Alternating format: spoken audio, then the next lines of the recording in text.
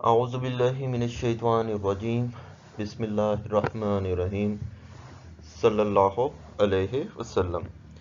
We are discussing vitamin D और vitamin D का ये सेकंड लेक्चर है।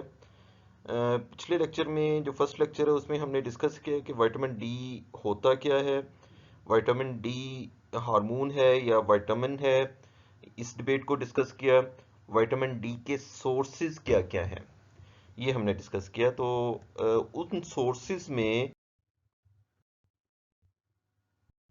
हमने डिस्कस किया था कि विटामिन डी जो है वो या तो आप प्लांट सोर्स से ले सकते हैं जो कि इतने अच्छे सोर्सेज नहीं है, और इस प्लांट सोर्स को हम एर्गो कैल्सीफिरोल कहते हैं। ठीक है, एर्गो कैल्सीफिरोल कहते हैं। सेकंड जो है ये कुछ सी शोर्स में भी कुछ चीज़ें, सी रॉक्स में कुछ चीज़ें मौजूद होती हैं जिसको again is a source of vitamin D कहते हैं। अब लोग क्लेम तो करते हैं, बाकी आपकी बुक में खैर ये इतना मेंशन नहीं है। जो प्लांट्स जो एनिमल सोर्स है दैट इज कोली कैल्सीफिरोल, इसको हम विटामिन डी 3 भी कहते हैं।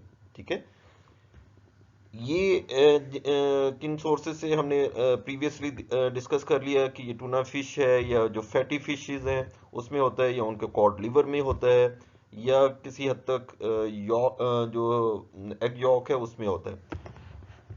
जो थर्ड सोर्स है जो काफ़ी पॉइंट ऑफ डिस्कशन रहेगा कि एंडोजिनस विटामिन प्रिकर्सर, इसकी बेस के ऊपर हम इसको सेमी इसेंशियल विटामिन कहते हैं कि कुछ हद तक या बहुत हद तक बॉडी ये खुद बना सकती है depending upon the lifestyle. Depending upon the lifestyle body इसको इवन कि 90% ऑफ इट्स रिक्वायरमेंट वो अपने एंडोजेनेसिस सोर्सेज से पूरा कर सकती है। और ये एंडोजेनस सोर्स क्या है कि इसका प्रिकर्सर, जैसे ये प्रिकर्सर है ना बेटा, ergocalciferol is a precursor of vitamin, active vitamin.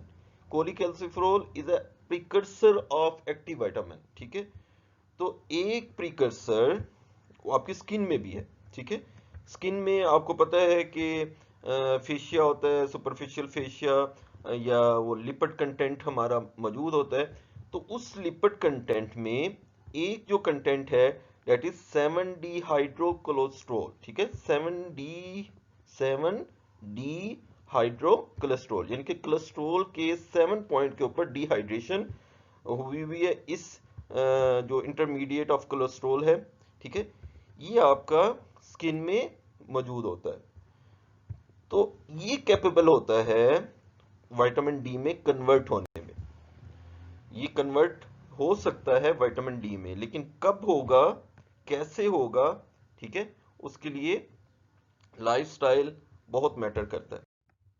Okay, synthesis of vitamin D from the skin, ये बेटा ऐसे ही नहीं होगा। ठीक है, कि आप दिन में 1 बजे धूप में खड़े हो जाएं कि विटामिन डी बन रहा है। ठीक है, या 2 मिनट के लिए आप धूप में चले जाएं कि जी विटामिन डी बन जाएगा। तो ऑलमोस्ट 70% ऑफ द बॉडी वो एक्सपोज हो। ठीक है, और कम से कम आप 30 मिनट के लिए आप बैठें सूरज में।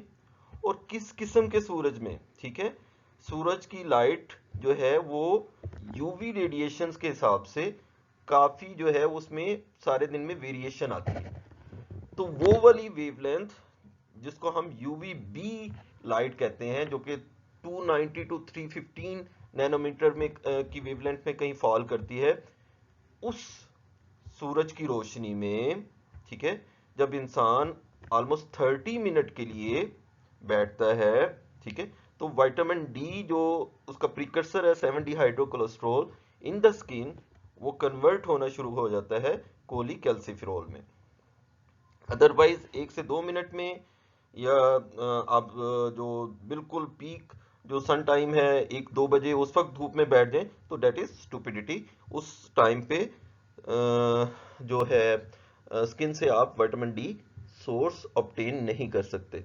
हमारे एरिया में कौन सा टाइम ऐसा होता है जिसमें जो सनलाइट है वो यूवी बी रेज प्रोवाइड कर रही होती हैं? That is the time of dusk and dawn. सुबह सुबह जो तलू का टाइम होता है उसमें जो है ये यूवी बी रेज की वेवलेंथ आप स्किन सूरज से ले सकते हैं।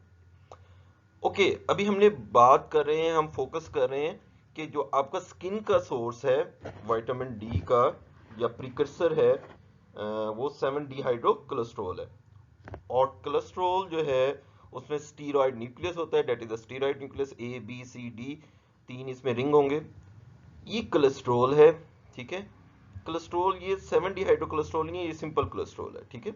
तो 17 point of steroid sterol group के मेंबर हैं, जैसे फर्स्ट लेक्चर में आपको बताया था। तो स्टीरोल ग्रुप जो है वो स्टीरॉयड से मिलता है, बनता है।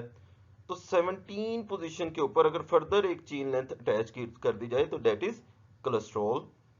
और इस कोलेस्ट्रॉल में आप जरा बी रिंग आप जरा फोकस कीजिएगा नेक्स्ट स्लाइड में कि बी रिंग में आप देखें कि 5 to 6 पोजीशन के ऊपर एक डबल बॉन्ड है। अगर इसी कोलेस्ट्रॉल के मॉलिक्यूल में 7 डिहाइड्रो कोलेस्ट्रॉल, यहां डिहाइड्रेशन हो जाए तो यहां एक और डबल बॉन्ड आपका बन जाता है, ठीक है, स्किन के, और ये that is a intermediate of cholesterol. Cholesterol और 7 डिहाइड्रो कोलेस्ट्रॉल में क्या फर्क है कि इसमें बी रिंग में 2 डबल बॉन्ड होंगे, ठीक है।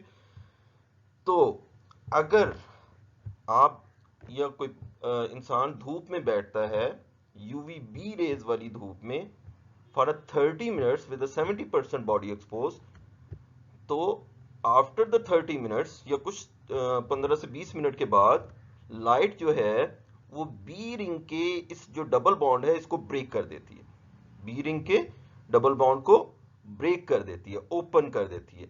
Now from this thermal isomerization, further thermal isomerization, अब ये जो जिसको हम क्लेम कर रहे थे 7 डिहाइड्रो कोलेस्ट्रॉल का प्रीकर्सर यानी कि कोलीकैल्सिफेरॉल का प्रीकर्सर है, ये देखें, ये अगर देखें ये ओरिजिन जो है वो 7 डिहाइड्रो कोलेस्ट्रॉल से हो रहा है। ये 7 डिहाइड्रो कोलेस्ट्रॉल कन्वर्ट हो जाएगा कोलीकैल्सिफेरॉल में, ठीक है, cholecalciferol. But still this cholecalciferol is not an active vitamin D. इसको एक्टिव विटामिन डी में बनाने के लिए जो है फर्दर इसकी हाइड्रोक्सिलेशंस होंगी, जो कि हम नेक्स्ट लेक्चर में डिस्कस करेंगे। अभी इस लेक्चर में आप बेटा फोकस करें कि स्किन से किस तरीके से आप विटामिन D3 कोई भी इंसान बना सकता है। तो नॉन एंजाइमेटिक, यहां देखें किसी किस्म का कोई एंजाइम इन्वॉल्व नहीं है, नॉन एंजाइमेटिक थर्मल आइसोमराइजेशन हुई जिसकी वजह से 7 डिहाइड्रो कोलेस्ट्रॉल जो है कोलीकैल्सिफेरॉल में कन्वर्ट हुआ। यहाँ बेसिकली थर्मल रेडिएशंस ने किया क्या कि इसके बी रिंग में डबल बॉन्ड था जिसको ओपन कर दिया, बी रिंग को ओपन कर दिया। इसी वजह से बेटा यहाँ एक और बात मैं करता चलूं कि जो डान और डस्क को बड़े लोग इंजॉय करते हैं, सूरज तलू होने के नज़ारे को और सूरज गरूब होने के नज़ारे को बहुत इंजॉय करते हैं, लेकिन बचपन से हमें ये कहते हैं कि सूरज को आप डायरेक्टली ना देखें। इसमें जो यूवी बी रेज हैं, आपकी आंखों के अंदर जो स्ट्रक्चर है उसमें जो डबल बॉन्ड है, अगर आप काफी देर तक सूरज गरूब होने को देखते रहेंगे या सूरज तलू होने को देखते रहेंगे तो वो जो यूवी बी रेज हैं इन दैट टाइम जो सूरज में है वो आपके डबल बॉन्ड्स को ओपन कर देंगे, ठीक है, आंखों को नुकसान पहुंचाएंगे। तो अगर डॉन और डस्क को एंजॉय करना है, सनसेट को, तो यूवी जो प्रोटेक्टिव ग्लासेस हैं उनके साथ ही एंजॉय किया जा सकता है, अदरवाइज जो है वो आंखों को नुकसान पहुंचाती है चीजें।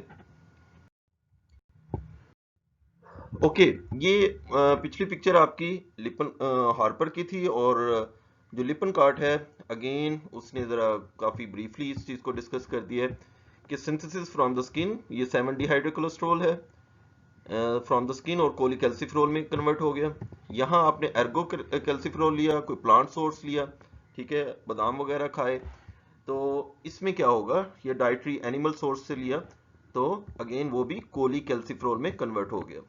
अब ये जो कोलीकैल्सिफेरॉल है अनटिल अनलेस इसकी हाइड्रोक्सिलेशन नहीं होगी तो ये एक्टिव विटामिन में नहीं रोल प्ले कर सकेगा। तो इसकी एक्टिव फॉर्म किस तरीके से बॉडी जो है वो ऑब्टेन करती है, इसको हम मेटाबॉलिज्म ऑफ विटामिन डी में डिस्कस करेंगे, यानी कि लेक्चर 3 में डिस्कस करेंगे।